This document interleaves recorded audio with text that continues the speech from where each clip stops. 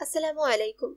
গল্পনাশ চ্যানেলের পক্ষ হতে আমি নেহা আপনাদের সকলকে স্বাগত জানাচ্ছি। শুনছিলেন আহমদ ছফার রচিত উপন্যাস একজন আলী কেনানের উত্থান পতন। আজ পর্ব 2। ইমাম সাহেব প্রস্তাবটি গ্রহণ করবেন কিনা মনে মনে দোটানায় ছিলেন। তিনি লোকমুখে শুনেছেন আলী কেনান অনেক শরীয়ত বিরোধী কাজ কারবার করে, নিজের চোখেও দেখেছেন। ইমাম সাহেব নিজে ওহাবি তরিকার মানুষ, কবর নিয়ে হইচই এসব মোটেও পছন্দ করেন না। তার যদি ক্ষমতা থাকতো এবং মহল্লার মানুষের সমর্থন পাওয়া যেত, তাহলে কবে আলী কেনানকে ফুলতলি ছাড়া করতেন। 5 মাস কাজ করে যেখানে 1 মাসের মাইনে পান না, সেখানে ধর্ম কাজ করার উৎসাহ আপনা থেকেই হাওয়ায় মিলিয়ে যায়। তাই প্রতি শুক্রবার আলী কেনানের শরীয়ত বিরোধী কাজ কারবারের কথা তুলবেন মনে করেও তুলতে পারেননি। আর মনে একটা শঙ্কাও ছিল, আলী কেনান অল্প দিনের মধ্যে ফুলতলি এলাকার সামাজিক শক্তি হয়ে উঠেছে। তার ওখানে প্রতি বৃহস্পতিবার গান বাজনা হয়, ওতে মহল্লার অনেক তরুণ যোগ দিতে আরম্ভ করেছে। সর্দার সাহেবের বড় ছেলে এসব ব্যাপারে আলী কেনানের ডান হাত হয়ে দাঁড়িয়েছে। ইমাম সাহেব লোকমুখে শুনেছেন স্বয়ং সর্দার সাহেব নাকি একবার গোটা রাত ওখানে গান বাজনা শুনেছেন। আলী কেনান মানুষটাকে ইমাম সাহেব মনে মনে ঘৃণা এবং ঈর্ষা করেন। ঘৃণা করেন এ কারণে যে তার মধ্যে একটা শয়তানি শক্তি আছে। এর মধ্যেই ফুলতলির অনেক তরুণ তার খপ্পরে পড়তে আরম্ভ করেছে। আলী কেনান তাদের শরীয়ত বিরোধী কাজে উৎসাহ যোগায়। ইমাম সাহেব 10 বছর ধরে এই মহল্লায় বসবাস করছেন। নতুন শিশু ভূমিষ্ঠ হলে তিনি আজান দেন, মৃত্যু হলে জানাজা পড়ান। এমনকি মৃত্যুর পূর্বে তিনি ফুলতলির নর নারীদের জীবনের শেষ তওবাও পাঠ করান। ভাগ্যের কি পরিহাস, ইমাম সাহেবকে কেউ গেরাজ্যের মধ্যে আনে না। ছোট বাচ্চারাও তাকে নিয়ে তামাশা করে। অথচ এই আলী কেনান কদিন হলো এসেছে, বড়জোর 6 মাস, মহল্লার মানুষদের নাচিয়ে বেড়াচ্ছে। তাই ইমাম সাহেব আলী কেনানকে ঈর্ষা না করে পারেন না। ইমাম সাহেব কেন তো ঈর্ষা করতে চান না, কিন্তু আল্লাহ তো তাকে মাটির মানুষ করে পয়দা করেছেন। তবু ইমাম সাহেবের কোনো আফসোস নেই। খোদ রসুল করিম তো বলে গিয়েছেন, আখেরি জামানায় ফিতনা এবং গোমরাহির শক্তি 70 গুণ বেড়ে যাবে। এসবই ছিল আলী কেনানের মিলাদের দাওয়াত গ্রহণ করবার দ্বিধাদ্বন্দ্বের আসল কারণ। সরাসরি দাওয়াত কবুল না করতেও তার মন চাইছিল না। আলী কেনান দাওয়াতের সঙ্গে নগদ 50টি টাকা পাঠিয়ে দিয়েছে। তখন 50 টাকা দিয়ে আস্ত একটা গরু পাওয়া যেত। ওই তুচ্ছ টাকাটি গোল বাঁধালো। ইমাম সাহেব গোটা মাসে আজান দিয়ে এবং শুক্রবারে ইমামতি করে মাত্র 35 টাকা পান। কোনো কোনো সময় 35 মাস অপেক্ষা করেও টাকাটা ঠিকমতো পাওয়া যায় না। ইমাম সাহেব চিন্তা করলেন, আমি এই 50টা টাকা ছাড়ি কেন? যদি ছেড়ে দিই তাহলে আমার লাভ কি? এখন লোকে 5-7 টাকা পেলে মিলাদ পড়ে, হাতে হাতে 50 টাকা পাওয়া গেলে বায়তুল মোকাররমের ইমাম সাহেবও চলে আসতে পারেন। তিনি আরো ভাবলেন, আমি তো আল্লাহর নামে হেদায়েত করব, ওতে তো দোষের কিছু নেই। গোমরাহির পথে কেউ গেলে তাকে তো আল্লাহর পথে ফিরে আনাও নায়েবে রসুলদের একটা দায়িত্ব। অতএব ইমাম সাহেব দাওয়াত কবুল করলেন। ইমাম সাহেব মনে মনে ভেবে রেখেছিলেন তিনি শরীয়ত বিরোধী কাজকর্মের কঠোর নিন্দে করবেন। আলী কেনানের নাম নেবেন না, তবু আকার ইঙ্গিতে বুঝিয়ে দিতে ছাড়বেন না আলী কেনানি এলাকার যুবকদের কুপথে যাওয়ার ইন্ধন যোগাচ্ছে। কিন্তু সেদিন এশার নামাজের পর মিলাদ পড়তে এসে কোনো কথাই তিনি মুখ দিয়ে বের করলেন না। আলী কেনানের প্রবল ব্যক্তিত্বের সামনে নিজেকে একটা চড়ুই পাখি বলে মনে হতে লাগলো। তাই তিনি শরীয়ত খেলাফ, কবর আজাব ওসবের ধার দিয়েও গেলেন না। কেবল কোরআন তেলাওয়াত করলেন এবং দরুদ শরীফ পড়লেন, তারপর মোনাজাত করে ফেললেন। নামাজ শেষ হয়ে গেলে আলী কেনান স্বভাব সিদ্ধ ভঙ্গিতে ফুলতলির সমবেত মানুষদের কাছে জানতে চাইল, এই তোরা ইমাম সাহেবরে চিনোস? অনেকে মাথা ঝুলিয়ে বলল, হ্যাঁ, তারা ইমাম সাহেবকে চেনে বটে। তিনি মসজিদে 5 বেলা আজান দেন, শুক্রবার ইমামতি করেন এবং কেউ কখনো মারা গেলে জানাজার নামাজ পড়েন। এবার আলী কেনান ভীষণ রেগে গেল। শালা তোরা বলদ ছিলি, সারা জীবন বলদই থাকবি। খাটি সেনার তাগদ নিয়ে আল্লাহ তোকে দিছে। বাপজান বুয়া আলী কন্দর আমারে খোয়াবে দেখা দিয়া কইছেন, তুই ইমাম সাহেবরে ডাইক্কা মিলাদ পড়া। হেল লাইগা মিলাদ পড়াইলাম। আমার কারবার দেল কোরআন লইয়া, পাতা কোরআন ভাইজা যারা খায় হেগোরে আমি ধর্মের দারোগা পুলিশ মনে করি, কিন্তু বাপজান বু আলীকন্দর আমারে কইছেন ইমাম সাহেবের দিলে আল্লাহর খাঁটি নূর আছে। আলী কেনানের কথা শুনে মহল্লার সমস্ত মানুষ ইমাম সাহেবের দিকে তাকায়। তাদের কেউ কেউ ইমাম সাহেবের চুপসে যাওয়া মুখমণ্ডলে অন্তরের জ্যোতির প্রতিফলন দেখতে পায়। আলী কেনানের প্রতি ইমাম সাহেবের রাগ বিদ্বেষ তো রইলই না, বরং তাকে আল্লাহর বিশেষ রহমত প্রাপ্ত উঁচু মর্যাদার একজন বুজুর্গ ব্যক্তি ধরে নিলেন। এতদিন তিনি অনেক দুঃখ কষ্ট সহ্য করে ধর্মের পথে চলে আসছেন। ইমাম সাহেব জীবনে কখনো আল্লাহর ওপর তাওয়াক্কুল রাখতে ভুল করেননি। দুবেলা আহার জুটুক বা না জুটুক, তিনি ফুলতলির মানুষদের হেদায়েত করে আসছেন। কিন্তু ফুলতলির মানুষ তাকে অবহেলা এবং অবজ্ঞার অধিক কিছু দিয়েছে, তার তো সে কথা মনে পড়ে না। আজ আলী কেনানের মুখে তার যে একটা নতুন পরিচয় ফুলতলির মানুষদের কাছে প্রচারিত হলো, কুদরতি ইলাহির এটাও একটা দৃষ্টান্ত বটে। তিনি মনে করলেন ওয়াহাবি তরিকার মানুষ হওয়ায় মারফতকে এতকাল কোনো দাম দেননি।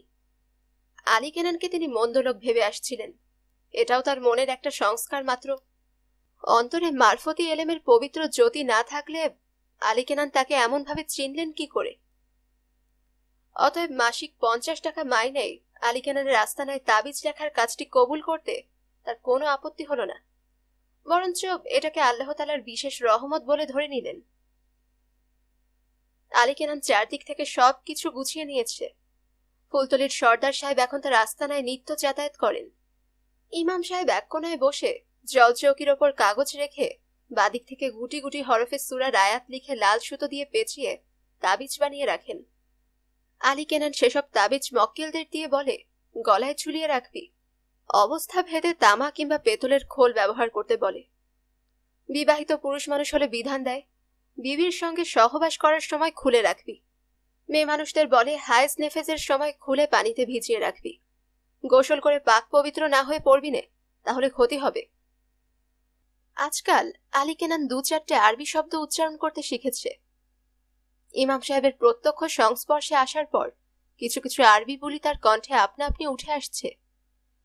এ কথা সে বিলক্ষণ বুঝতে পারে। সে বুঝতে পারে তার ভেতরে ইমাম সাহেবের প্রভাব ক্রিয়া করে যাচ্ছে। মাঝে মাঝে তার স্বাদ হয় গভর্নর সাহেবকে ডেকে বর্তমান অবস্থাটা দেখায়। সে তো আর সম্ভব নয়। কখনো কখনো ভোলার কথা মনে পড়ে, তখন তার প্রাণটা ছ্যাদ করে ওঠে। কি জানি কেমন আছে তার বুড়ো বাপ, বুড়ো মা, বাঘের মতো 6-6টি ভাই। তারা কোথায় কি অবস্থায় আছে? হয়তো তারা জেলখানায় ঘানি টানছে। কিন্তু কি করবে আলী কেনান? নতুন করে জীবন নির্মাণ করার প্রক্রিয়ার মধ্যে সে বাধা পড়ে গেছে। ছেড়ে দিয়ে কোথাও যাওয়া তার পক্ষে এখন সম্ভব হবে না। ভবিষ্যতের কথা ভবিষ্যতে দেখা যাবে। আলী কেনানের একদল নতুন ভক্ত জুটেছে। তারা তার মতো লাল শালুর লুঙ্গি এবং আজানুলম্বিত আলখাল্লা পরে, গলায় বড় বড় কাঠের মালা ঝোলায় এবং বগলের পাশ দিয়ে পেঁচিয়ে লোহার শিকল কোমর অবধি দোলায়। আলী কেনান এই ভক্ত সম্প্রদায়কে তার কল্পনার সন্তান মনে করে, অথচ ভক্তদের অতীত নিয়ে নানা ধরনের কথাবার্তা চালু আছে। মোট 7 জনের মধ্যে 2 জন জেল খাটা দাগী আসামি, একজন সমকামী, একজন সংসারে পোড় খাওয়া একেবারে হতাশ মানুষ। সর্বক্ষেত্রে মার খেয়ে আলী কেনানের আস্তানায় মুখ্যত দুবেলা অন্ন সংস্থানের জন্যই পড়ে আছে। বাকি 2টি ফুলতলির অল্প বয়স্ক কিশোর। তাদের বাবা মা আছে, ঘরবাড়ি আছে, সংসারের কোনো জটিলতা তাদের জীবন স্পর্শ করেনি। তারা আস্তানায় এসেছে লোক সচরাচর যা পায় না, পাওয়া যায় না, তেমনি অলৌকিক কিছু পাওয়ার প্রত্যাশায়। এই 7 জনের দলটি নিয়ে আলী কেনান শুক্রবার দিন খুব সকালবেলা বেরিয়ে পড়ে।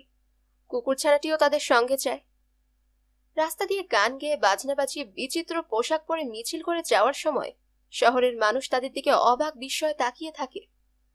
তারা গান গায়, তোমরা দেখাস কোথায় শুকনো ডালে জবা ফুলে ভ্রমর মধু খায়, পরাণ পদ্মের গহীন তলে মধুর রসের ধারা, সেইখানেতে শুরু রে ভাই মারফতের পাড়া। ফুলতলি পেরিয়ে বাংলা বাজার রোড ধরে এ রাস্তা সে রাস্তা অতিক্রম করে আস্ত মিছিলটি হাইকোর্টে এসে থামে। হাইকোর্টের মাজার জমজমাট থাকে। এই মাজারের আভিজাত্য আছে। এখানে অনেক লোক আসে গাড়িতে চড়ে, তারা দান খয়রাত করে। সেজন্য অন্য মাজারের তুলনায় এখানে গরিব গোবরা ফকির ফোকরার ভিড় বেশি। মাজারে আলী কেনানরা অনেকক্ষণ গান বাজনা করে। তাদের গান মানুষের হৃদয়ে আবেদন সৃষ্টি করে। দলের দুজনের কণ্ঠ খুব মিষ্টি।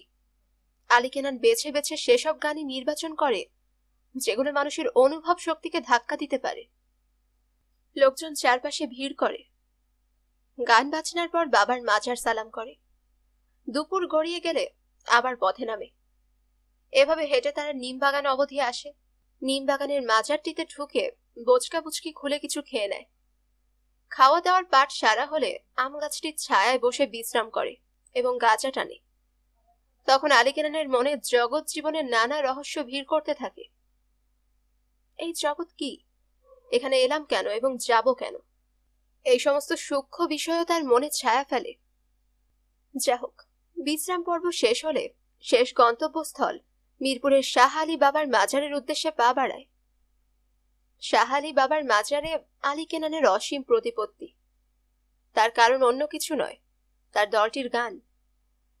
আলী কেনানের দলটি বাস্তবিকই সুন্দর গায়। গানের তো নিজস্ব ক্ষমতা আছে। হিন্দুরা গানকে স্বয়ং ভগবান মনে করে। বাংলাদেশে এত পীর ফকির বুজুর্গের মাজার, ভক্তবৃন্দের গানের শক্তিতেই তার বেশিরভাগ টিকে আছে। গানের রস না থাকলে মাজার ভূমিগুলো মরুভূমি হয়ে যেত। সেখানে মানুষ যাওয়ার কোনোই প্রয়োজন দেখা দিত না। প্রতি শুক্রবারে বাবার মাজারে গান বাজনার আসর বসে। আলী কেনানের দলের মধ্যে জেল ফেরত একজন দাগী আসামি এবং ফুলতলির কিশোরদের একজন। তারা বেবাক পরিবেশ ভাবিয়ে তোলে কণ্ঠের উত্তাপে। জেল ফেরত লোকটির নাম কামাল। তার গলাটি একটু ভারী, আর অন্যদিকে কিশোরটির কণ্ঠস্বর বাঁশির মতো। আলী কেনানের দল বেছে বেছে সে সকল গানই গায় যেগুলো মানুষকে কাঁদায়, ভাবায় এবং চিন্তার মধ্যে ডুবিয়ে রাখে। আলী কেনান কান পাকা মানুষ। দূর দূরান্তে যেখানেই ভালো গান শুনতে পায় কথাগুলো যত্ন সহকারে কপি করে নিয়ে আসে। আল্লাহ আলী কেনানকে অনেক দিয়েছেন, তবু আল্লাহর বিরুদ্ধে তার একটা নালিশ আছে। আল্লাহ তাকে গানের গলাটি দেননি। আলী কেনানের অভিজ্ঞতার ভান্ডার সমৃদ্ধ হচ্ছে। মাজারে ঘুরে ঘুরে নানা কিসিমের মানুষের সঙ্গে তার পরিচয় ঘটতে থাকে। ওদের কেউ স্বভাব ভিকিরি, কেউ মস্তান, লুচ্চা, বদমাস, সব ধরনের মানুষই মাজারে থাকে। মাজারে অবস্থান করে এমন 2-3টা জাত খানকির সঙ্গেও তার চেনা জানা হয়েছে। এখানে সংসার বিরাগী স্বর্গ পাগল মানুষ সে দেখেছে।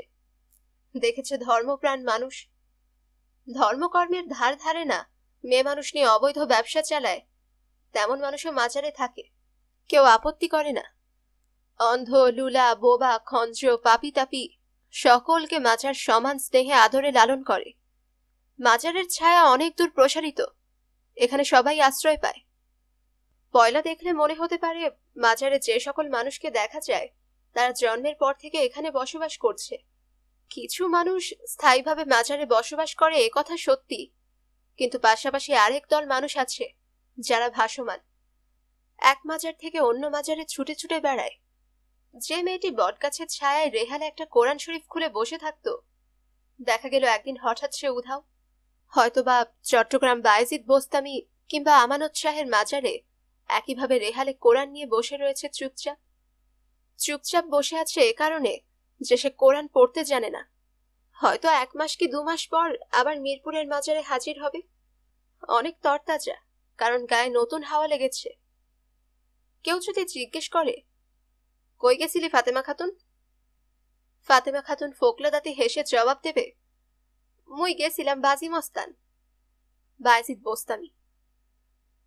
যে অন্ধটির চোটপাটে প্রতিদিন মিরপুর মাজারে শায়িত বাবার ঘুম ভেঙে যাবার দশা হয়, এক সকালে দেখা গেল সেও নেই। কাউকে কিছু বলেও যায়নি।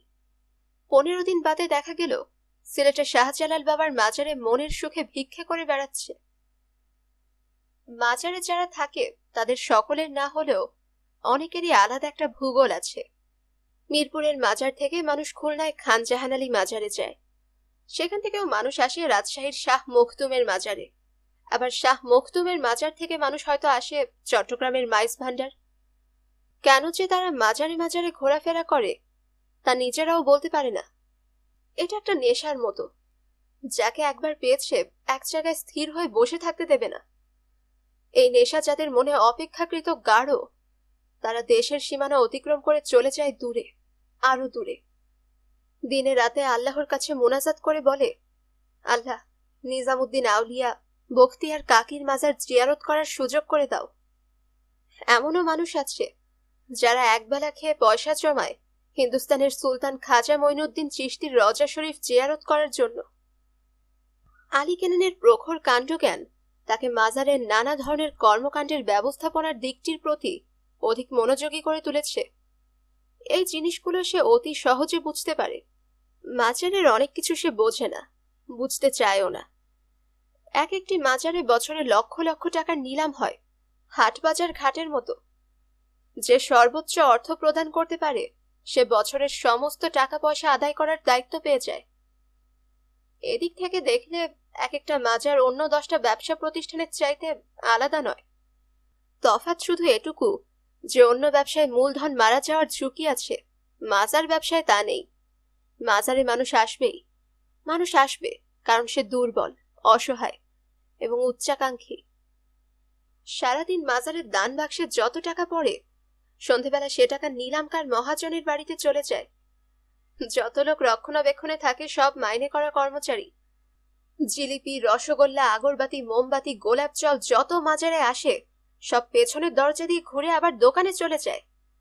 এক এক দিনের মধ্যে 1 সের মিষ্টি যে কতবার কেনা বেচা হয় কেউ হিসেব রাখতে পারবে না। কেবল বিক্রির অর্থটাই জমা হয় মহাজনের সিন্ধুকে। প্রতিটি মাজার নিজের নিয়ম কানুনে চলে। এখানে সরকারের আইন বিশেষ কাজ করে না। গাঁজা, চরস, সিদ্ধি এসব অবাধে কেনাবেচা হয়। পুলিশের খপ্পরে পড়ার কোনো আশঙ্কা নেই, সে কারণে তাদের নিলামকারককে চড়া হারে কমিশন দিতে হয়। আলী কেনান দেখেছে মাজারে শায়িত মহাপুরুষদের বংশধরদের মধ্যে মাজারের দখল নেওয়ার জন্য কি তীব্র প্রতিযোগিতা। এক শরিকের মুরিদ আরেক শরিককে বাগিয়ে নিতে কোনো রকম বিবেক দংশন অনুভব করে না। খুন জখম হয়ে যাওয়াও বিচিত্র নয়। মামলা হাইকোর্ট পর্যন্ত গড়ায়, বছরের পর বছর চলতে থাকে। এই সমস্ত কাহিনী মানুষ জানে, তবু মাজারে আসে। স্বর্গবাসী পুরুষের মুক্ত চেতনার সঙ্গে পৃথিবীর শকুনীদের লোভ লালসা এক না করে দেখার আশ্চর্য ক্ষমতা মানুষের আছে, তাই তারা মাজারে আসে। গভর্নর হাউসে থাকার সময় আলী কেনান খুব নিকট থেকে ক্ষমতার দ্বন্দ্ব প্রত্যক্ষ করেছে। এই লাইনে আসার পর থেকে তার মনে হতে থাকে যে এখানে এই মাজারে সেই দ্বন্দ্বটি কম নয়, তবে সূক্ষ্ম এবং ঘেরাটোপের আড়ালে ঢাকা থাকে। শাহ আলী বাবার মাজারে আলী কেনান প্রতি শুক্রবার দলবল নিয়ে গান বাজনা করত। সঙ্গীতের একটা নিজস্ব দাহিকা শক্তি আছে। যারা শুনে বাহবা দেয় তাদের যেমন সংসার যন্ত্রণা ভুলিয়ে রাখে, তেমনি যারা গান বাজায় তাদেরও সব ভুলতে বাধ্য করে। আলী কেনান নিজেকে এই সম্মোহন থেকে মুক্ত রাখার প্রাণপণ চেষ্টা করেছে, কিন্তু সফল হতে পারেনি। তার জীবনের এটা একটা দুর্বলতার দিক। এমনও হয়েছে কোন দিক দিয়ে রাত শেষ হয়ে গেছে টেরও পায়নি। বিরাট বটগাছটির বাঁধানো চত্বরে আলী কেনানের দলটি গান করত। সাধারণত এ জায়গায় কাউকে গান করতে দেওয়া হয় না। আলী কেনানের দলটি খুব ভালো গায় বলে এই বিরল সুযোগ পেয়েছে। অজগর সাপের মতো বটগাছের শেকড়ে হেলান দিয়ে একটা বুড়ো মানুষ বসে থাকে। বয়স বোধ করি 70-75 হবে। এখনো শক্ত সমর্থ আছে। বগলে দুটো লাঠি ভর দিয়ে বুড়োকে চলাফেরা করতে হয়। ঝড় হোক বৃষ্টি হোক 12 মাস বুড়ো শেকড়ে হেলান দিয়ে বসে থাকে। কারো কাছে কিছু একটা সাধারণত দাবি করে না। লোকজন প্রবৃত্ত হয়ে অনেক সময় টাকা, আধুলি, সিকিটা অ্যানামেলের প্লেটে দিয়ে যায়। লোকটাকে দেখলেই মনে হবে বটগাছটির মতোই প্রাচীন এবং একাকী। ধীরে ধীরে এই মানুষটির সঙ্গে আলী কেনানের পরিচয় জমে ওঠে। আলী কেনান ভীষণ অহংকারী এবং উদ্ধত প্রকৃতির মানুষ, কিন্তু বুড়োর মুখোমুখি দাঁড়ালে বিচলিত বোধ না করে পারে না। তার উগ্র স্বভাবটি আপনা আপনি সংযত হয়ে আসে। দুজনের মধ্যে একটা সমঝোতা প্রতিষ্ঠিত হতে অবশ্য দীর্ঘ সময় লেগেছে। একদিন বুড়ো আলী কেনানকে জিজ্ঞেস করলো, অমিয়া, তোমরা হগলে দিন রাইতে শিকলের বোঝা কেমন কইরা বও? আলী কেনান এটুকু না ভেবে জবাব দিল, এইটা আমাকে চিহ্ন। বুড়ো ফের জিজ্ঞেস করে, কি এর চিহ্ন? আলী কেনান বলে, বুয়া আলী কলন্দর তরিকার চিহ্ন। বুড়োর মুখে রসিকতা ঝিলিক দিয়ে ওঠে। বুল আলী কন্দরের কথা থাউক, তরিকা কারে কয় হেডা বুঝনি? আলী কেনান সত্যি সত্যি লাজবাব হয়ে যায়। বুড়োর কাছেই প্রথম জানতে পারে তরিকার অর্থ হলো পথ। ঢাকা শহরে যতগুলো রাস্তা, লেন, বাইলেন আছে, ইসলাম ধর্মেও ততগুলো তরিকা আছে। সব নদী যেমন সাগরে গিয়ে মেশে, তেমনি সব তরিকা আমাদের দিনের নবী মুহাম্মাদের মধ্যে বিসর্জন দিয়েছে। আমাদের দিনের নবী মুহাম্মদ 3,70,000 বৎসরের পয়গম্বরের সর্দার, আর সমস্ত আউলিয়াকুলের সর্দার হলেন হযরত আব্দুল কাদের জিলানী। হযরত আব্দুল কাদের জিলানীর 2 কাঁধের ওপর স্থাপিত আমাদের দিনের নবীর কদম মোবারক, এবং তামাম আউলিয়াকুলের কাঁধের ওপর চরণ রেখেছেন হযরত আব্দুল কাদের জিলানী। বেবাক হিন্দুস্তানে যত আউলিয়া বুজুর্গ আছেন, তাদের সর্দার হলেন হযরত খাজা মঈনুদ্দিন চিশতি। তিনি গরিবি গোবরার দোস্ত এবং হিন্দুস্তানের সম্রাট। এই যে শাহ আলী বাবার মাজার দেখতে আসো, তিনিও খাজা বাবার সিলসিলার বুজুর্গ। এসব কথা আলী কেনান রূপকথার গল্পের মতো শোনে। সব কথা তার বিশ্বাস হতে চায় না। তবু বুড়োর বলার ধরনের মধ্যে এমন একটা ভঙ্গি আছে, সেখানে সম্ভব অসম্ভব, বাস্তব অবাস্তবের মধ্যবর্তী সীমারেখা হারিয়ে যায়। তার মনে একটু আধটু ভাবান্তর আসে। মাঝে মাঝে মন ফুঁড়ে একটা প্রশ্ন জাগ্রত হয়, মানব জীবনের কি কোনো উদ্দেশ্য আছে? গরম বালুতে পানি পড়লে যেমন হারিয়ে যায়, তেমনি কোনো কিছুই তার মনে স্থায়ী হয় না। গদবাঁধা পথে জীবন চলতে থাকে। মানুষজন এলে তাবিজ দেয়, কুকুরছানাটি নিয়ে আদায় বের হয়। আজকাল টাকা পয়সার তাগাদায় তার বের না হলেও চলে, তথাপি সে নিয়ম ভঙ্গ করে না। সম্প্রতি আলী কেনানের মধ্যে একটা পরিবর্তনের হাওয়া লেগেছে। বাইরে তার প্রকাশটি খুব স্পষ্ট নয়। ফুলতলি মসজিদের ইমাম এবং শাহ আলী বাবার মাজারের বুড়োর কাছে সে অনেক কিছু শিখেছে। মাঝে মাঝে চোখ বুজে চিন্তা করে, তখন তার মনে হয় সে সোজা কিংবা বাঁকা যে কোনো পথে যাক না কেন, সর্বক্ষণ একটা ইতিহাসের ধারাকেই বহন করে নিয়ে যাচ্ছে। ইচ্ছে করলেও সে নিজেকে মুক্ত করতে পারে না। একটা না একটা ধারা এসে টেনে নিয়ে যায়। সে দরবেশের অভিনয় করছে, কিন্তু তার মধ্যে দিয়েও সমস্ত দরবেশের সাধনার ধারা পাহাড়ি নদীর মতো ঝোপঝাড়ের ভেতর দিয়ে আছড়ে পড়ে তাকে গ্রাস করে ফেলতে চাইছে। দুনিয়াটা বড় আশ্চর্য জায়গা। ইমাম সাহেবের কাছ থেকে সে শরীয়তের নানা বিষয়ের বিস্তর সংবাদ গ্রহণ করেছে। আর বুড়ো স্থূল জগতের মধ্যে যে আরেকটা সূক্ষ্ম জগৎ আছে, সে বিষয়ে তাকে কৌতূহলী করে তুলেছে। আলী কেনানের গ্রহণশীলতার তুলনা নেই। সে যা শুনতে চায় তাই শোনে। তার সবকিছু নিগড়ে বাঁধা। তার বাইরে এক চুলো যেতে তার মন প্রস্তুত নয়। সে বুড়ো কিংবা ইমাম সাহেব কারো কাছে আত্মসমর্পণ করে বসেনি। সে যে ধর্মকর্ম এসব বিষয়ে অধিক জানে না, এ কথা জানান দিতে আত্মসম্মানে বাধে। হাজার হোক, জানাশোনার সঙ্গে কর্তৃত্বের একটা প্রত্যক্ষ সম্পর্ক তো আছে। তাই দৈনন্দিন আলাপসালাপে যতটুকু জানতে পেরেছে তাই নিয়েই সে সন্তুষ্ট। তার প্রয়োজন ছাড়া কোনো বিষয় সে শিখতে চায় না। বেশি শেখায় বিপদ আছে। তাহলে তাকে হয়তো ইমাম সাহেব কিংবা বুড়োর মতো হতে হবে। সে ধরনের জীবন সে গ্রহণ করতে পারে না। জীবনকে পাকা সুপারির মতো সবসময় একটা নিরেট বস্তু হিসেবে দেখে। সে চরের মানুষ, দাপটের সঙ্গে বাঁচাই তার আবাল্যের স্বভাব। মারো অথবা মরে যাও, এই হলো তার জীবনের সংজ্ঞা। এই বাঁচার কি আনন্দ, কি সুখ, বুড়ো কিংবা ইমাম সাহেব তা জানেন না। আলী কেনান অনেক তত্ত্ব কথা শুনেছে বটে, কিন্তু বাস্তব কাজে অবহেলা করেনি। ফুলতলির আবাসস্থলটিতে কিছু কিছু সংস্কার কাজ সে করে ফেলেছে। হুজুরখানার সংলগ্ন ফাঁকা জায়গাটিতে আরো 2টি নতুন ঘর উঠিয়ে নিয়েছে। 2জন মেয়ে মানুষ, মা ও মেয়ে, তার আস্তানায় এসে জুটেছে। সে অবাক হয়ে ভাবে, তার যা প্রয়োজন আল্লাহ নিজে তা পাঠিয়ে দেন। আল্লাহ যে রহমানুর রহিম, বুঝতে কোনো অসুবিধা হয় না। তাকে ঘিরে ফুলতলিতে যে কর্মচক্র সৃষ্টি হয়েছে, মাঝে মাঝে তার মধ্যে নিজেকে বন্দী বলে মনে করে। এত ছলাকলা, এত কলা কৌশল, এসবের কি কোনো প্রয়োজন আছে? একটাই তো জীবন, এক না একভাবে কাটিয়ে দেওয়া যায়। যতই লাল সালুর আলখাল্লা পড়ুক, দাড়ি গোফ বড় করে রাখুক, আলী কেনান জোয়ান মানুষ। একটা মেয়ে মানুষের অভাবও সে তীব্রভাবে অনুভব করে। তার অভাবগুলো যে তীব্র, একেবারে জমাট বাঁধা। কিছুতেই অন্য বস্তু দিয়ে পূরণ করা যায় না। ভোলা থেকে সেই পুরনো বউটিকেও ফিরিয়ে আনার কথা তার মনে এসেছে। সেটা অসম্ভব মনে করে তাকে দীর্ঘ নিঃশ্বাস ফেলতে হয়েছে। সাপের পুরনো খোলসের মতো সেই জীবন সে ফেলে এসেছে। কাঁচা ঘরের কড়ি বর্গা যেমন পাকা ঘরে কোনো কাজে আসে না, তেমনি ভোলার জীবনের কোনো কিছুই আর তার কাজে আসবে না। একদিন হুজুরখানা থেকে বেরিয়ে আচমকা আলী কেনান চমকে ওঠে। তখনও লোকজন আসতে শুরু করেনি। আলী কেনান দেখে দুজন মেয়ে মানুষ হোগলার ওপর বসে আছে।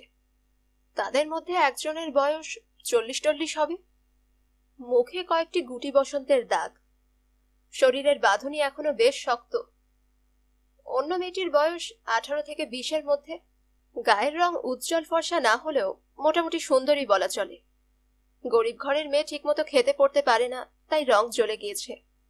ঠিকমতো খেতে পড়তে পারলে গায়ের রং যে আরো খোলতাই হবে তাতে সন্দেহ নেই। আলী কেনান তার স্বভাবসিদ্ধ কর্কশ ভঙ্গিতে জিজ্ঞেস করল, তোরা কি চাস?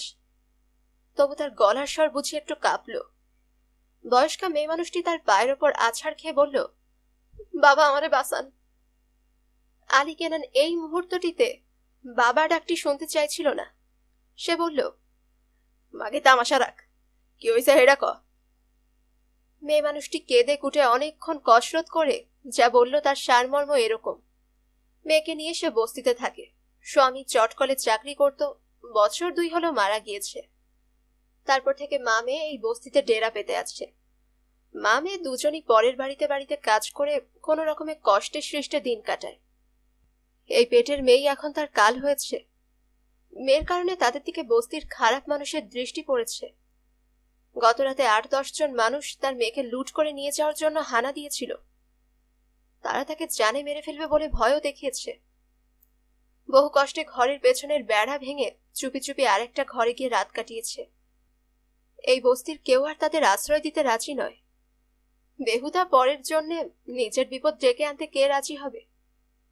বাবা দয়া করে আশ্রয় না দিলে এই সংসারে তাদের আর যাওয়ার মতো কোনো জায়গা নেই। আলী কেনান আবার চিৎকার দিল, মাগি তোর লাং ঢুকাইবার স্বভাব আছে? কন যায় না, মাগি গো লগে শয়তান ঘুইরা বেড়ায়। জবাবে মেয়ে মানুষটি বলল, বাবা, 14 বছর বয়সে আমার বিয়া হইছে। আপন খসম ছাড়া অন্য কোনো বেটা মানুষের চোখে চোখে চাইয়া কথা কই নাই। সে আবার আলী কেনানের পায়ের ওপর আছাড় খেয়ে বলতে থাকলো, বাবা, আমি একা হইলে কোনো ভাবনা আসিল না। পেটের মাইয়াটা গলার কাটা, হেরে তুই মরবার চাইলেও পারি না। আপনি আমার ঘরে উদ্ধার করেন বাবা। এবার আলী কেনানের মেজাজ একটু নরম হয়। সে জিজ্ঞেস করে, রাত বার পারবি? হুম বাবা, পারুম। মেয়ে মানুষটি জবাব দেয়, এই কুত্তার বছরে গোসল করাইয়া রং মাখাইবার পারবি? হুম বাবা, হক গল্ডি পারবো। কেবল আমার পড়া কপাইলা মাইয়াটারে বাঁচান। তুই হক গল্ডি পারবি? আলী কেনান অনেকটা ফিস ফিস করে জিজ্ঞেস করে। মেয়ে মানুষটি ঘাড় কাত করে। আলী কেনান রাজি হয়ে গেল। যা, ওই খালি গড্ডাতে থাক গিয়া। খবরদার, লাং লুং ঢুকাইলে শাওরার মধ্যে তাজা আংড়া হান্দাইয়া দিমু। সেদিন থেকে আলী কেনান নারীর হাতের রান্না খাওয়া আরম্ভ করল। মেয়ে মানুষ দুটি আস্তানায় আসার পর থেকে আলী কেনানের উড়ু উড়ু ভাবটি অনেক কমেছে। সে অনুভব করে মাটির সঙ্গে শেকড়ের যোগ যেন প্রতিষ্ঠিত হয়েছে। নিজেকে অকারণে পূর্বের চাইতে অনেক ভারী বলে মনে হতে থাকে। মেয়ে মানুষটি অকৃপণ অনুরাগে তার সেবা যত্ন করে। প্রতিদিন 2 বার করে ভেতরের ঘর বাইরের ঘর ঝাড় দেয়। হুজুরখানা পয় পরিষ্কার রাখে। আলী কেনানের সারা গায়ে সাবান মেখে গোসল করিয়ে দেয়। গোসলের পর গা মুছিয়ে দেয়। গা মোছা সারা হলে সারা গায়ে মাথায় সর্ষের তেল দিয়ে মালিশ করে। যতই দিন যাচ্ছে মেয়ে মানুষটি আলী কেনানের জীবনের বাইরের অংশে অধিকার প্রসারিত করছে এবং আলী কেনানও ক্রমশ মেয়ে মানুষটির ব্যবস্থাপনার মধ্যে আত্মসমর্পণ করতে থাকে। তার মেয়েটি কচ্ছিত ঘরের বের হয়, বাটনা বাটে, তরকারি কোটে, রান্না সহ ভেতরের সব কাজ করে। আলী কেনান তার হাতের রান্নার তারিফ করে। সে সকাল বিকেল খাওয়ার পর আলী কেনানের জন্য চমন বাহার দিয়ে পান বানিয়ে পাঠায়। আলী কেনানের কাছে সে পান খুব মিঠে মনে হয়। এখনো আলী কেনান ভক্তদের নিয়ে প্রতি শুক্রবার জুড়ি আর খঞ্জনি বাজিয়ে মাজার পরিক্রমায় বের হয়। কুকুরছানাটিও তাদের সঙ্গে সঙ্গে যায়। হাইকোর্টের মাজার সালাম করে নিমবাগান মাজারে এসে খাওয়া দাওয়া সারে। সেদিন গাঁজায় দম দিয়ে আলী কেনানের মনে হলো তার জীবনে এত সুখ রাখবার কোনো জায়গা নেই। ভক্তদের নির্দেশ দিল, এই কালাম, এই বসির, গানে টান দে, ভাব আইবার লাগছে। তখন সবকিছুর দুঃখ ভুলে গিয়ে তারা গান গাইতে লাগলো। জলিল সব্বার বাবা জলিল সব্বার, তোমার প্রেমেতে হলো দুনিয়া গুলজার, পেয়ে তোমার প্রেমের মধু কুল ছাড়িল কুল বধু, অসাধু হইল সাধু প্রেমেতে তোমার। আলী কেনান জানতো না যে সে একটা বড় ধরনের ভুল করে বসে আছে। তখনও শুক্রবারের জুম্মার নামাজ শেষ হয়নি। নামাজের সময় গান বাজনা। সম্ভবত মুসল্লিদের কেউ কেউ ভীষণ ক্ষেপে উঠেছিল। মাজারের খাদেমও এরকম একটা সুযোগের প্রতীক্ষায় ছিল। নিমবাগানের মাজারটির পেছনে কোনো জমকালো ইতিহাস নেই। কোন সাধু পুরুষের দেহাবশেষের ওপর এই মাজার জন্ম নিল তার নামটিও আশপাশের কোনো মানুষ ভালো করে বলতে পারে না। খাদেম অবশ্য ইদানিং একটা লম্বা চওড়া সাইনবোর্ড ঝুলিয়েছেন, হযরত আমজাদ আলী শাহ খোরাসানি রাদিয়াল্লাহু তাআলা আনহু-এর মাজার। এই খোরাসানি বাবা সম্পর্কে কেউ আগ্রহ প্রকাশ করলে খাদেম একটা দীর্ঘ বৃত্তান্ত শুনিয়ে দিয়ে থাকেন। কাহিনীটি 12 আউলিয়ার চরিত কথা নামক পুস্তক থেকে সংগ্রহ করে স্থান বিশেষে সম্পাদনা করে খোরাসানি বাবার নামে চালিয়ে থাকেন। খাদেমের মতে হযরত খোরাসানি বাবা বখতিয়ারের বাংলা বিজয়ের পরপরই সুদূর খোরাসান থেকে আপন পীরের নির্দেশে ইসলাম প্রচারের উদ্দেশ্যে এই বাংলা মুলকে আসেন এবং এখানে দেহ রক্ষা করেছেন। বাবার দু একটা কেরামতির কথাও অবস্থা বুঝে প্রকাশ করেন। কেউ বলে বাবা কুমিরের পিঠে সওয়ার করে এসেছিলেন, আবার কারো মতে একটা মানুষ খেকো বাঘ পিঠে করে তাকে বয়ে এনেছিল। এই নিমবাগানের মাজারের খাদেমের শত্রুর অভাব ছিল না। তাদের কেউ বলতো একটা মামুলি কবরের ওপর এই মাজার উঠেছে, আবার কেউ কেউ খাদেমের বিগত জীবন নিয়ে নানা কথা উত্থাপন করে। সেসব খুব একটা ধর্তব্যের ব্যাপার না। খোরাসানি বাবা এখানে দেহ রক্ষা করেছেন কিনা সেটাও বড় কথা না। আসল ব্যাপার হলো মানুষের মনে অচলা ভক্তি আছে, সেই ভক্তি কোথাও নিবেদন তো করতে হবে। মানুষের ভক্তি এবং খাদেনের অক্লান্ত প্রয়াসে এই সুন্দর মাজারটি এই নিমবাগানে মাটি ফুঁড়ে জন্মাতে পেরেছে। মানুষের জীবনে সমস্যা আছে, আছে দুঃখ ও শোক। তারা যাতে বিনা দ্বিধায় বিশ্বাস করতে পারে সেজন্য মাজারের পেছনে একটা জমাট ইতিহাসও চাই। এই খাদেমের কৃতিত্ব হলো সেই ইতিহাসটি লোকগ্রাহ্য করে তুলতে পেরেছেন। খাদেমকে কেউ নিয়োগ করেনি, তিনি স্বয়ং নিযুক্ত হয়েছেন। মাজারের কোনো কমিটি নেই, তিনি একাই সব। সবে তো মাজারের জন্ম হলো, এত তাড়াতাড়ি কমিটি আসবে কোত্থেকে? অবশ্য তার নিযুক্তির দাবির পেছনে একটা স্বপ্ন নির্দেশের কথা বলে থাকেন। খাদেম এই আলী কেনান মানুষটিকে শুরু থেকে সন্দেহের চোখে দেখে আসছেন। তাদের পোশাক আশাকের জেল্লা, সঙ্গী সাথী, সংঘবদ্ধতা খাদেমের মনে ভয় ঢুকিয়ে দিয়েছে। তিনি মনে মনে চাইতেন আলী কেনান যেন এই মাজারে না আসে। তার একটা আশঙ্কা ছিল, কোনোদিন আলী কেনান যদি মাজার দখল করে বসে, যদি তাকে তাড়িয়ে দেয়, সে বড় দুঃখের ব্যাপার হবে। তিনি অকুলে পড়ে যাবেন। আবার মুখ ফুটে তিনি নাও বলতে পারছেন না ওলি আল্লাহর ভক্ত আসবে, সেখানে খাদেম বাধা দেওয়ার কে? তাই তিনি তককে তককে ছিলেন, যদি কোনোদিন সুযোগ পাওয়া যায়। আজকে না চাইতেই সেই সুযোগটা হাতের কাছে এসে গেল। আলী কেনানের অপরাধ, সে নামাজের সময় গান গেয়েছে, তাতে মুসল্লিদের নামাজের ব্যাঘাত হয়েছে। দ্বিতীয়ত দলে বলে সে গাঁজা খেয়েছে। তৃতীয়ত সবচেয়ে গর্হিত অপরাধ যেটা সে করেছে, ধর্মস্থানে কুকুর নিয়ে প্রবেশ করেছে। কুকুর আমাদের রসুলের জানের দুশমন। মুসল্লিরা প্রচন্ড রকম ক্ষিপ্ত হয়ে আলী কেনান এবং তার দলবলকে আচ্ছা করে পিটিয়ে দিল। আলী কেনানের মাথা ফেটে চৌচির হয়ে গিয়েছিল। আলী কেনান ক্ষিপ্ত মুসল্লিদের বোঝাতে চেষ্টা করছিল কুকুর খুব খারাপ জানোয়ার, কিন্তু মাঝে মাঝে খুব ভালো কুকুরও পাওয়া যায়, যেমন অসহাবে কাফের সঙ্গে একটা কুকুর ছিল। ক্রুদ্ধ মুসল্লিরা তার কথা কানেও তোলেনি। তারা কুকুরটিকে এমন মার দিয়েছে, পেছনের দুপা একেবারে জখম করে দিয়েছে। আলী কেনানের সমস্ত রাগ কুকুরটার উপর পড়ে। সে ধরে নিয়েছে কুকুরটার কারণে তার এত লাঞ্ছনা। তাই কুকুরটার পেটে একটা লাথি দিয়ে রিকশায় উঠে বসল। তাদের সকলকে মিরপুরের মাজারে যাওয়া বন্ধ রেখে ফুলতলিতে ফিরে আসতে হলো। আসার সময় নিম বাগানের খাদেমের দিকে তর্জনী প্রসারিত করে বলল, খান কিরপুত মনে রাখিস, পরে একদিন দেখ খালমু। অতি সংকটেও আলী কেনান জ্ঞান কাণ্ড হারিয়ে বসে না। সে তার ভক্তদের বলল, এই কালাম, এই হাফিজ, এই কথা ফুলতলির মানুষদের কইয়া লাভ নাই, মনে থাকবে? শিষ্যরা মাথা ঝাঁকায়। সেই রাতে মেয়ে মানুষটি পরম যত্নে তার সেবা শুশ্রূষা করে।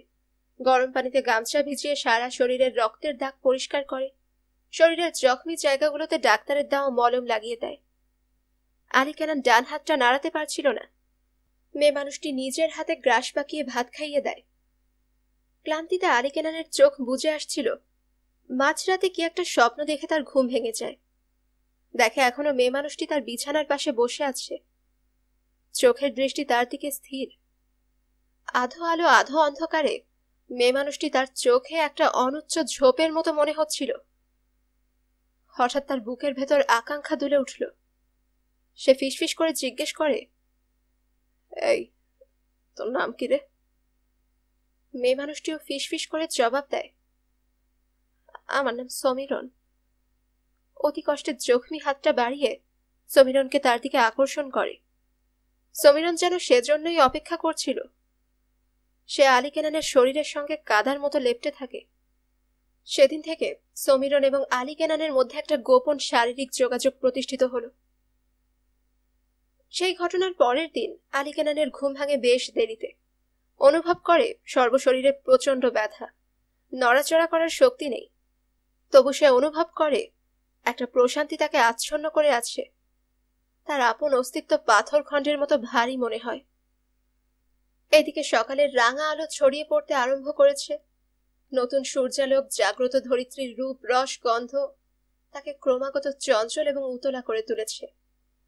আলী কেনান অনুভব করে এই পৃথিবী সুন্দর। সুন্দর তার প্রসন্ন সূর্যোদয়, সুন্দর সূর্যাস্ত, ঘাস পাতা, গাছপালা, পাখপাখালি, সবকিছু সুন্দর। আল্লাহ মেয়ে মানুষ সৃষ্টি করেছে বলেই তো এ দুনিয়া এত রূপরসে ভরা। মেয়ে মানুষ না থাকলে পৃথিবী একটি বিরান মরুভূমিতে পরিণত হতো। আলী কেনান শুয়ে শুয়ে অনুভব করে এই আকাশ পৃথিবীর কোথাও রসের একটা গোপন উৎসধারা খুলে গেছে। এই ধারাস্রোতে সে যেন ভেসে যাচ্ছে। সর্ব অস্তিত্বে নিজেকে নবজাত শিশুর মতো পেলব এবং সুকুমার মনে করতে থাকে। আলী কেনান চোখ বুজে আছে, তবু টের পায় সমীরন হুজুরখানায় ঢুকেছে। মেয়ে মানুষের শরীরের আলাদা একটা ঘ্রাণ আছে। সহসা সমীরনকে দেখার একটা তীব্র গভীর তৃষ্ণা মনের মধ্যে অনুভব করে। গা ধুয়েছে সমীরন। তার মাথায় আধ ভেজা চুলের বোঝা পিঠের ওপর ছড়িয়ে পড়েছে। দু এক ফোঁটা পানি ঘাড়ের কাছটিতে চকচক করছে। মুখে গুটি বসন্তের দাগগুলো স্পষ্ট হয়ে দেখা যাচ্ছে। চোখে চোখ পড়তেই সমীরন ঠোঁট ফাঁক করে হাসল। বাহু দুটো অকারণে নাড়া দিল। এই বাহু দুটোর ভাষা আছে, যেন তারা বলছে, তুমি বাধা পড়ে গিয়েছ গো, আর যাবে কোথায়? আস্তানায় লোকজন আসতে শুরু করেছে। অগত্যা আলী কেনানকে শয্যা ত্যাগ করে উঠতে হয়। সে প্রাতকৃত্য শেষ করল। সমীরন এবারও গরম পানিতে গামছা ভিজিয়ে তার সারা গা মুছে দিল।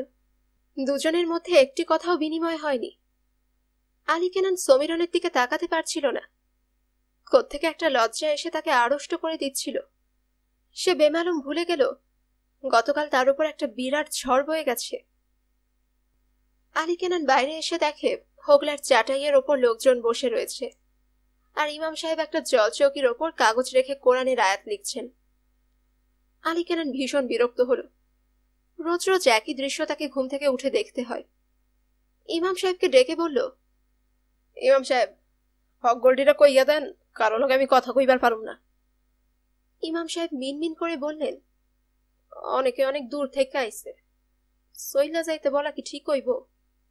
কথা না বাড়িয়ে আলী কেনান বলে, তাহলে আপনি দেখা শুনে তাবিজের পানি করা দিয়ে দেন।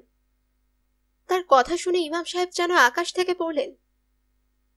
আমি দিলে লোকের উপকার হইব? আলী কেনান বলল, আপনি নিজের এত আত না ভাবেন কেরে? কলন্দর বাবা স্বপ্নে কইছে আপনি দিলেও কাম হইব। খুশিতে ইমাম সাহেবের দু চোখ নেচে উঠল।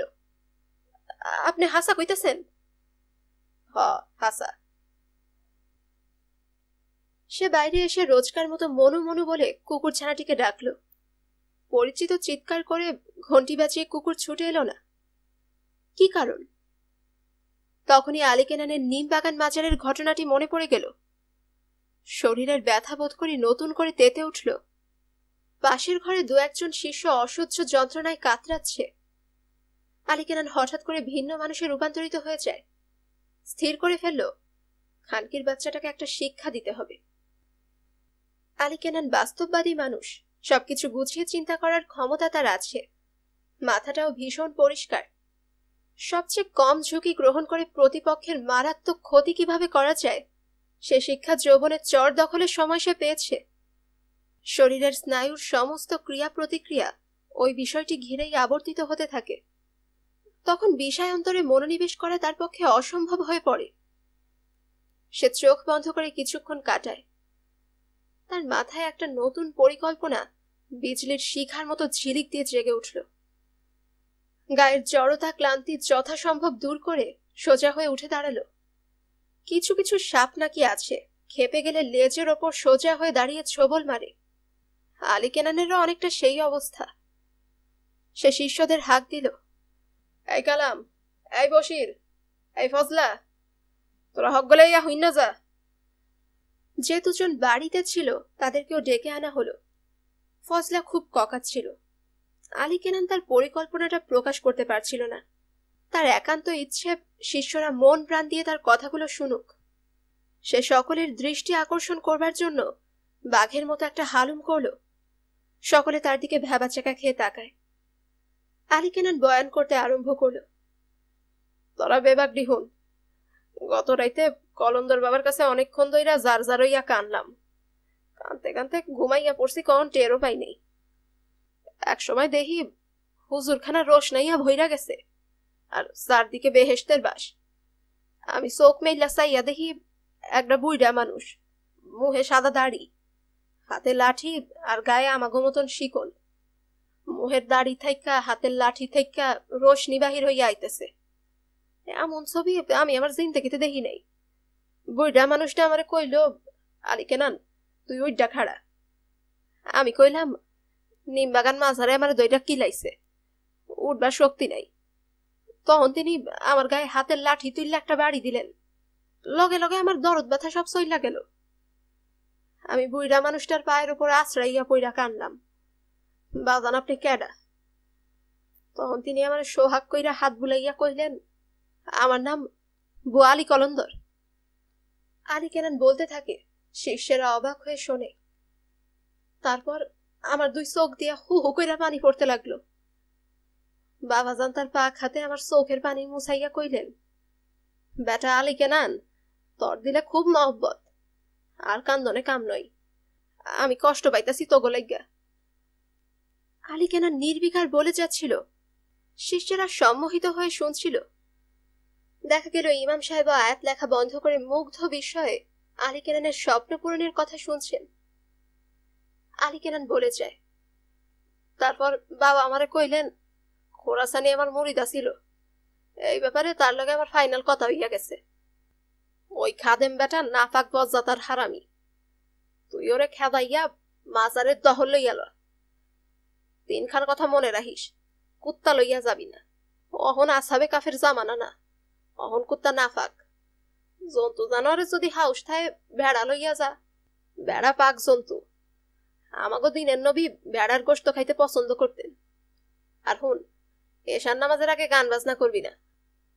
আমার ঘুম ভাঙ্গা গেল, দেহি শরীরে আর দরদ ব্যথা নাই, বেবাক ঘরে ম খুশবু।